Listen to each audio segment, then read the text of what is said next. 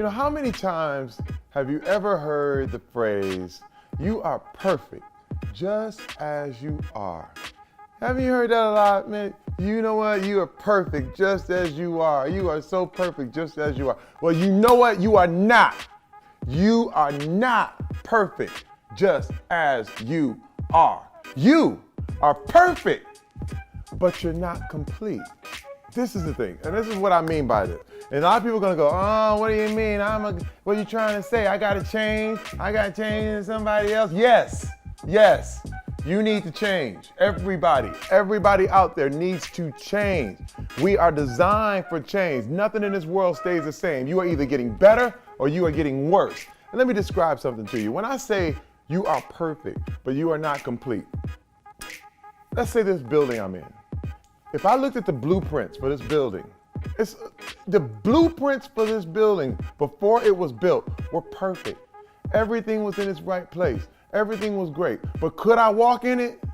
Could I do anything? Did I have a building? No. Why? It wasn't complete. When they framed up this building and put wood and metal and all this stuff, but they didn't do the floor, didn't do the electrical, was it perfect? Yes, it was perfect. But it wasn't complete. You are like this building. You are perfect in every way, but you're just not done. You're not done. And you know what? Anybody who's trying to tell you, don't try to change me, now, no one should try to change you, but you have to change yourself. You owe it to everyone to change yourself into a better person, into a better human being. That's what you have to do. You are perfect, but you're just not complete. So when you look at yourself at that building, and it's framed up, and everything is in its right place, but you're just not done. I want to tell you that. So anybody who's trying to tell you that I'm perfect just the way I am is not trying to change. And guess what? You're not. And it's not working. You're a half-done building. Who wants to live in a building with no roof? Nobody. And I'm just trying to break it down to you that you hear these catchphrases. You hear this stuff all the time. But everybody just takes it and says, oh yeah, I'm perfect just the way I am. And you don't change. And your life doesn't change. And nothing gets better for you. And you wonder what's happening. And everything is crumbling around you. Hey, I'm guilty. Terry Crews is guilty. Then I realized, wait a minute. I'm not perfect just the way I am. I have to be perfected. I am perfect, but I am not complete. Honestly, you guys sitting in this chair and kept looking over at them, it's because I'd rather be sitting over there with them. I know this is an individual award, but I would much rather be sitting over there in shorts, in a t-shirt, wondering what the hell they joking about, because I want to be a part of that joke, and I hate being out of all the jokes. I want to know what was happening, okay, guys? I would much rather be with my guys over there, because that's what it's all about. Yeah, much rather be with those guys. Without those guys, this trophy's not possible. The Larry O'Brien trophy last year is not possible. Nothing that I receive individually isn't possible without those 14 guys, because of what they sacrifice each and every day. The sweat and the blood and the time and everything. I always know that with team success becomes individual prizes, individual accolades, but this really doesn't mean much to me. I'm humbled and I'm happy about it, but I wish it was 15 of these up here, because I'm with a great group of guys that allow me to be the MVP each and every night. We put this sort of slogan, I prefer brutal honesty to hypocritical politeness, on our website, because it's a real disservice to people. You don't have to be offensive to be honest. When I don't like somebody, I can get offensive to, but generally you can be constructive and very honest, and I prefer that brutal honesty because it serves a purpose. The receiver can do something about it if it's a constructive criticism. If you get hypocritical politeness, you might lose a lot. So again, it's about having enough confidence to say the other person will eventually appreciate it. And that slogan came after I was working on a company with another major venture firm, and I didn't believe their plan would work. They had $45, $50 million in the bank account, so everybody was comfortable, too comfortable in my view. I talked to the founders why it wouldn't work. What my concerns were, the other VCs agreed with me in the board meeting, said all these polite things. So 40 engineers wasted 3 or 4 years of their life because nobody was willing to tell them the honest truth about what they really thought. And I swore I would never let anybody waste their life, at least give them the best advice I had to give and tell them I may be wrong, but I'm not going to say something I don't believe in. I just won't. And that's extremely valuable to the other thing. But to be honest, look, there are situations it offends people, and I offend people often. But it helps them if they're really introspective. That founder, by the way, in that company called me 4 years later after this company got sold for $3 million, 4 years later. Sad story. And he called me a year after that, said, I only want to work with you on my next venture because I wish somebody had told me. Respect others, okay? The golden rule. You've heard it for years. You've heard it since you've been little. Everybody's like, oh, treat others the way that you want to be treated. It sounds simple, right? But gentlemen, I'm here to tell you, respect is a two-way street. If you don't show others respect and consideration for their views or feelings, don't expect them to respect you or yours. The deal is, we don't have to agree with people. We don't have to see things eye to eye or on the same level. But the fact is, you need to respect where they're coming from and try to understand. You may not, okay? You may come to the conclusion that they're batshit crazy. But at the end of the day, you listened and you tried to understand. And guess what? They're gonna respect you for respecting them. Another aspect of respecting others is don't badmouth people. Don't talk behind somebody's back. If you've got a problem, if you've got an issue, if you've got something you need to say to somebody, say it. You can do it in a respectful manner that enables communication as opposed to backstabbing gossip. I need you to transition from the I to the A. Ha ha! Woo! That's right, I said it. Transition from the I. And what's an I? The I is an idea. That's all it is. It's an idea. So I want us to do more A than I. That's right. I want us to live in the A and not the I. What do I mean by that? Some people, man, they got an idea and all you do is talk, talk, talk. Every time you get an idea, you pick up the phone, you call your homegirl, you three-way, you get on conference call, and you getting excited about your idea. All right? You telling your mama about it, your daddy about it, and there's more life in you when you talk about the idea than you put any action in it. Are you hearing me? So do me a huge favor. Write the idea down and then shut up. You heard what I said. Write the idea down and shut up. You ain't got to share your idea with 50 people. Write the idea down and boom, get to stepping, baby. Get to the action. Because listen to me very closely. Your success is not determined on just what you say. Now, I'm not disagreeing with you got to speak stuff into existence. I'm not disagreeing with that.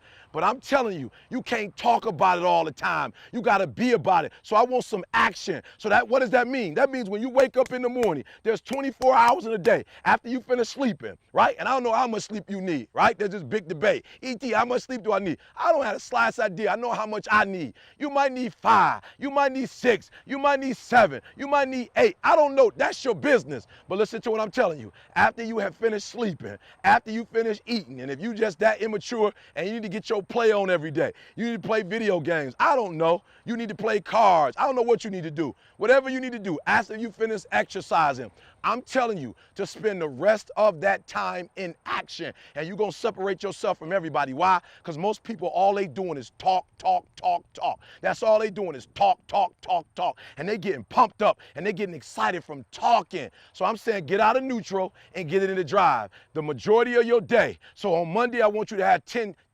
write down a things to do list. And I want you to say at the end of the day, if I wrote down 20 things, what did I get done? And I'm trying to tell you, at the end of Monday, at the end of Tuesday, at the Wednesday, at the end of Thursday, at the end, you get what I'm saying? This ain't rocket science. At the end of your week, if you were supposed to get 60 things done and you got 40 things done, you're going to be average. At the end of the week, if you're supposed to get 60 things done and you got 50 done, you're going to be pretty good. But at the end of the week, if you got 58, 59, 60 things done out of 60, let me tell you something. You're going to separate yourself from everybody else. Are you hearing what I'm saying? All right. All I'm trying to tell you is this. Don't let your words guide you. Let your actions guide you. Are you hearing me? Don't let your words guide you. Let your actions guide you. And if you spend the majority of your day writing stuff down and then fulfilling it, you're going to be tight work. So stop, listen to me. Stop getting all pumped up about an idea. Everybody has one. Everybody got a dream. Everybody got a goal. Stop dreaming about it. Stop talking about it and get up and do something about it. That A, baby, that action, that grinding. Nelson Mandela is a particularly special case study in the leadership world because he is universally regarded as a great leader. You can take other personalities, and depending on the nation you go to, we have different opinions about other personalities. But Nelson Mandela, across the world, is universally regarded as a great leader. He was actually the son of a tribal chief. And he was asked one day, "How did you learn to be a great leader?" And he responded that he would go with his father to tribal meetings. And he remembers two things when his father would meet with other elders. One, they would always sit in a circle. And two, his father was always the last to speak. You will be told your whole life that you need to learn to listen. I would say that you need to learn to be the last to speak. I see it in boardrooms every day of the week. Even people who consider themselves good leaders, who may actually be decent leaders, will walk into a room and say, "Here's the problem, here's what I think, but I'm interested in your opinion, let's go around the room." It's too late. The skill to hold your opinions to yourself until everyone has spoken does two things. One, it gives everybody else the feeling that they have been heard. It gives everyone else the ability to feel that they have contributed. And two, you get the benefit of hearing what everybody else has to think before you render your opinion. The skill is really to keep your opinions to yourself. If you agree with somebody, don't nod yes. If you disagree with somebody, don't nod no. Simply sit there, take it all in, and the only thing you're allowed to do is ask questions so that you can understand what they mean and why they have the opinion that they have. You must understand from where they are speaking, why they have the opinion they have, not just what they are saying. And at the end, you will get your turn. It sounds easy, it's not. Practice being the last to speak. That's what Nelson Mandela did. You know, I'm an ordinary man with an extraordinary job, Right. not the other way around. So it's all gravy for me. Right. You know, when I was younger, I used to coach a lot. Mm-hmm. And nothing you coach kids in sports. Nothing made me happier than seeing other people do well. Well, that's sort of my nature, and directing was the perfect job for that because I love seeing others do well. I mean, I'm okay. I did pretty good. I'm good. I've done all right. But to see others do what they're capable of gives me great joy. Yeah. Today, I want to talk about purpose. But I'm not here to give you the standard commencement about finding your purpose. We're millennials. We try to do that instinctively. Instead, I'm here to tell you that finding your purpose isn't enough. The challenge for our generation is to create a world where everyone has a sense of purpose. One of my favorite stories is when JFK went to go visit the NASA Space Center, and he saw a janitor holding a broom, and he asked him what he was doing, and the janitor replied, "Mr. President, I'm helping put a man on the moon." Purpose is that feeling that you are a part of something bigger than yourself, that you are needed, and that you have something better ahead to work for. Purpose is what creates true happiness. I remember that night I launched Facebook from that little dorm in Kirkland House. I went to Noakes with my friend KX, and I remember telling him clearly that I was excited to help connect the Harvard community, but one day someone would connect the whole world. The thing is, it never even occurred to me that that someone might be us. We were just college kids. We didn't know anything about that. There were all these great big technology companies with all these resources, and I just assumed one of them would do it. But this idea was so clear to us that all people want to connect. So we just kept working on it, day after day after day. And I know that a lot of you are going to have your own stories just like this. A change in the world that seems so clear that you are sure someone else is going to do it. But they're not. You will. But it's not enough to have that purpose yourself. You also have to create a sense of purpose for others. Now, maybe you're asking yourself, can I really do this? Well, remember when I told you about that class I taught at the Boys and Girls Club? One day after class, I was talking to my students about going to college, and one of my top students raised his hand and said that he wasn't sure he could go to college because he's undocumented. He wasn't sure if they'd take him. Last year, I took him out to breakfast for his birthday, and I wanted to get him a gift, so I asked him what he wanted, and he just started talking about struggles that he saw other students in his class facing, and finally said, you know, I'd really just like a book on social justice. I was blown away. Here is a young guy who has every reason to be cynical. He wasn't sure if the country he calls home, the only one he's known, was going to deny him his dream of going to college. But he wasn't feeling sorry for himself. He wasn't even thinking of himself. He has a greater sense of purpose, and he's going to bring people along with him. It says something about our situation today that I can't even say his name because I don't want to put him at risk. But if a high school senior who doesn't know what the future holds for him can do his part to move the world forward, then we owe it to the world to do our part too.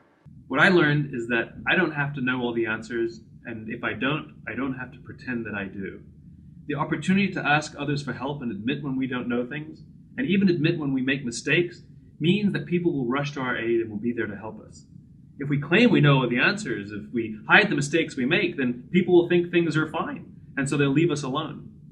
And it's not that people don't want to help us, it's that they don't know when they can.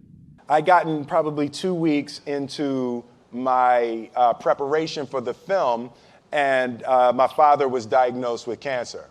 So we just started talking about love, time, and death. And it was some of the most open and powerful conversations that we'd ever had. And they gave him 6 weeks. And he lived for 4 months. So about 3 months into the 6 weeks, I go to see him one day and he said, "Man, this shit is embarrassing."